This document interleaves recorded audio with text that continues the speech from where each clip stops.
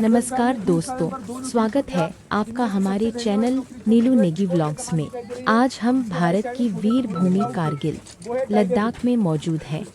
यह स्थान केवल अपनी प्राकृतिक सुंदरता के लिए ही नहीं, बल्कि हमारे वीर सैनिकों के साहस और बलिदान के लिए भी पूरे देश में प्रसिद्ध है। चारों ओर फैले ऊंचे ऊंचे पहाड़, ठंडी हवाएं और मनमोहक दृश्य इस जगह को बेहद खास बनाते हैं। यहाँ आकर ऐसा महसूस होता है जैसे हम प्रकृति के बहुत करीब आ गए हों। कारगिल की धरती हमें देशभक्ति, साहस और समर्पण की प्रेरणा देती है। हमारी यह यात्रा रोमांच, खूबसूरत नज़ारों और यादगार पलों से भरी हुई है। यदि आप भी घूमने फिरने और नई जगहों को देखने के शौकीन हैं, तो लद्दाख आपकी यात्रा सूची में जरूर होना चाहिए। दोस्तों, अगर आपको हमारा यह व्लॉग पसंद आए तो वीडियो को लाइक करें, शेयर करें और नीलू व्लॉग्स 1986 को सब्सक्राइब करना न भूलें। आपका प्यार और समर्थन हमें आगे बढ़ने की प्रेरणा देता है। जय हिंद, जय Bharat.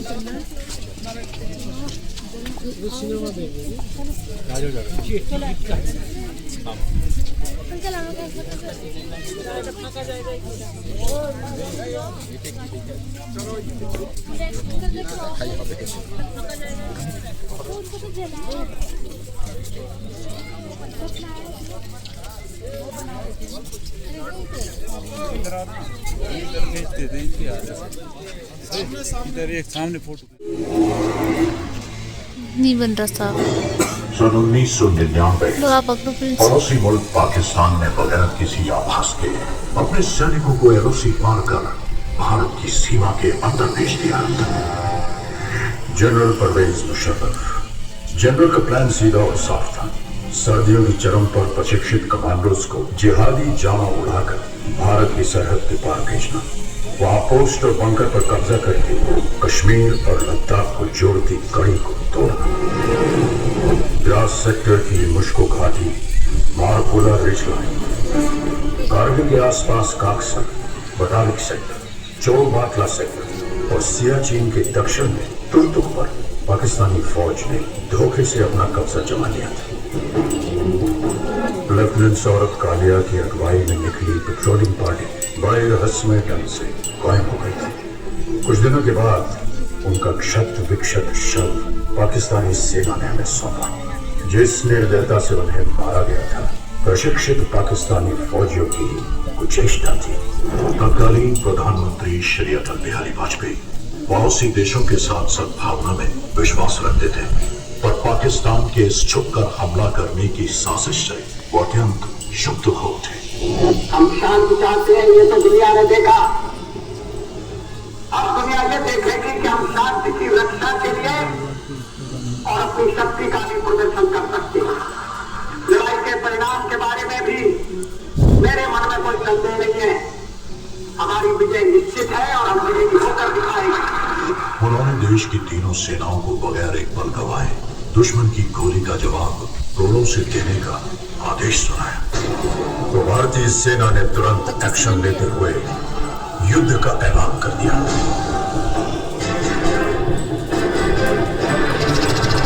Chief of army staff general VP Malik के नेतृत्व में लड़ी गई कारगिल की जंग अपने आप में सैनिक रणनीति और साहस का एक उदाहरण है। ऑपरेशन का नाम था ऑपरेशन विजय। थल सेना दुश्मन को खदेड़ रही थी, अब आसमान से आग बरसाने की पारी थी। Wing commander PS Dhanoa Kargil युद्ध के दौरान फाइटर स्क्वाड्रन के कमांडिंग ऑफिसर थे। स्क्वाड्रन लीडर अजय आहूजा, के नचिकेता और स्क्वाड्रन लीडर रघुनाथ नाम्बियार जैसे दिलीर फाइटर पायलट भी कारगिल के हवाई हमलों में नायक के तौर पर उभरे। नाम दिया गया ऑपरेशन सफेद सागर। इसी दौरान भारतीय नौसेना भी सक्रिय हो उठी। वाइस एडमिरल माधवेंद्र सिंह की अगुवाई में पूर्वी और पश्चिमी बेड़े एकत्रित हुए और तुरंत उत्तरी अरब सागर से कराची बंदरगाह की घेराबंदी कर दी गई। भारतीय नौसेना के इस मिशन का नाम था ऑपरेशन तलवार। इतिहास बदलने जा रहा था। Vande Mataram, Vande Mataram, Vande Mataram, Vande Mataram.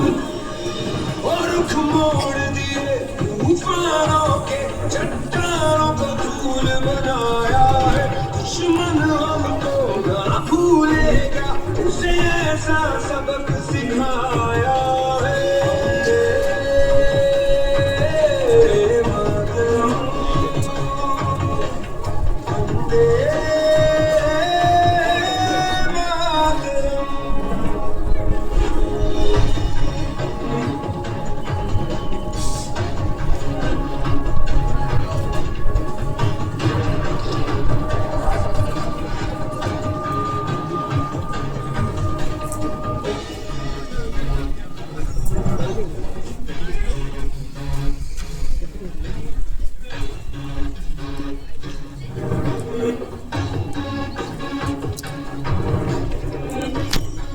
Yugno Joshi on the radio set. After another bunker was captured, my company's success was ये दिल मांगे मोर। चाहे आँधी चले तूफान उठे, बढ़ता ही रहे तू रुके नहीं। जब तक है फलक, जब तक है ज़मीं, मेरा दिल ये कहे कभी झुके नहीं। बस यूं ही लहराए तिरंगा, बस यूं ही लहराए तिरंगा। वंदे मातरम, वंदे मातरम, वंदे मातरम, वंदे मातरम। अगर मुझे अपने खून को साबित करने से पहले मौत आ गई तो कसम से मैं मौत को ही मौत की नींद सुला दूंगा। कारगिल का ये युद्ध भले ही उच्च अधिकारियों की विस्तृत प्लानिंग और रणनीति के अनुसार लड़ा गया, लेकिन इसे जीतने वाले औसत 20 से 25 साल की उम्र के वो नौजवान सैनिक ही थे जो शेरों की तरह दुश्मन पे टूट पड़े। ये वो बेटे थे जिन्हें अपनी माँ के आत्मसम्मान की चिंता अपनी जान से कहीं ज्यादा थी। पूरे विश्व पटल पर भारतीय विजय का डंका बजने लगा। आज हमारा भारत विश्व में एक नई शक्ति बन के उभर रहा है। कारगिल की ये विजय उस नए भारत की नींव का पत्थर है, क्योंकि इस युद्ध में बही खून की हर एक बूंद ने हमारे आज को सींचा है। वही खून प्रेरणा देता है, बढ़ो आगे, मत रुको, पूरी शक्ति सहित निर्भयता से हर असंभव पहाड़ इसी तरह जीत लो। सीने में जो भारत भूमि के प्रति प्रेम है वो पूर्ण प्रज्वलित हो। जब संपूर्ण विश्व के शीर्ष शिखर पर भारत का ध्वज फहराएगा, तब मेरे देशवासियों हर दिन विजय दिवस कहलाएगा।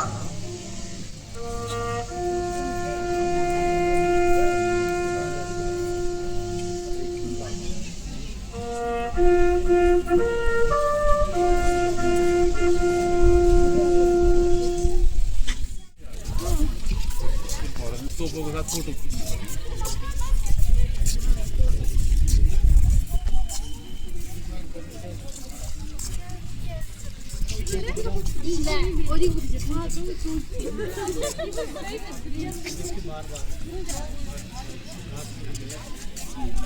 ये तो ओरिजिनल लग रहा है।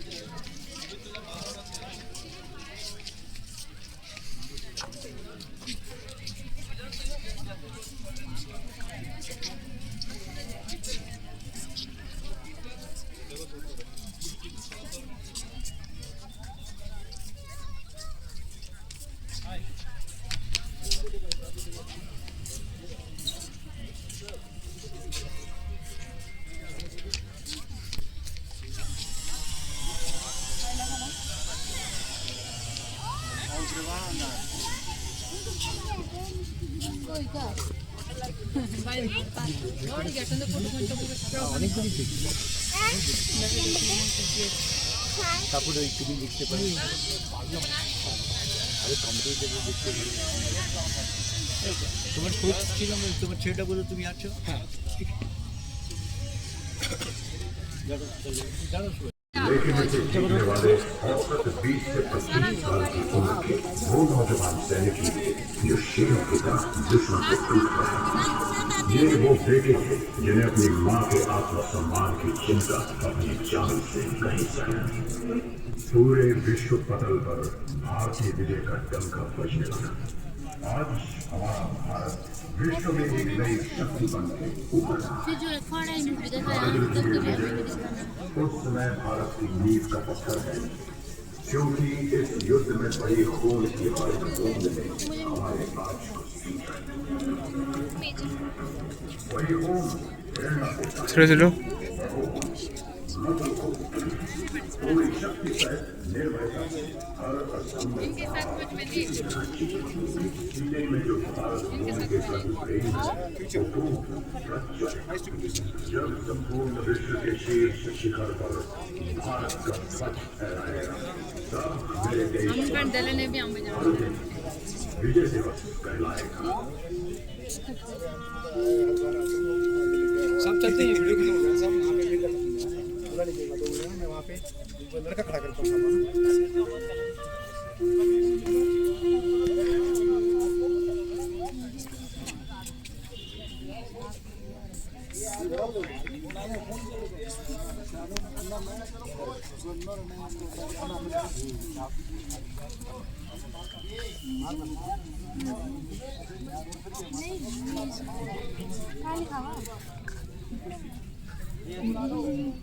इनके साथ फोटो बना था एक ग्रुप में इन मेमोरी हाँ तब 1 2 4 लोग 6 लोग आ जाए किसकी परमिशन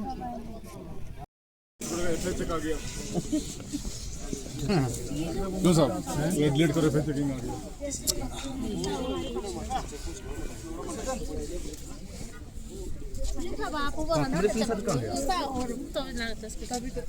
मंडल से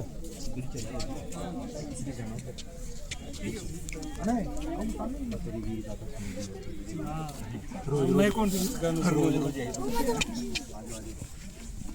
अच्छे से बना रहा हूँ।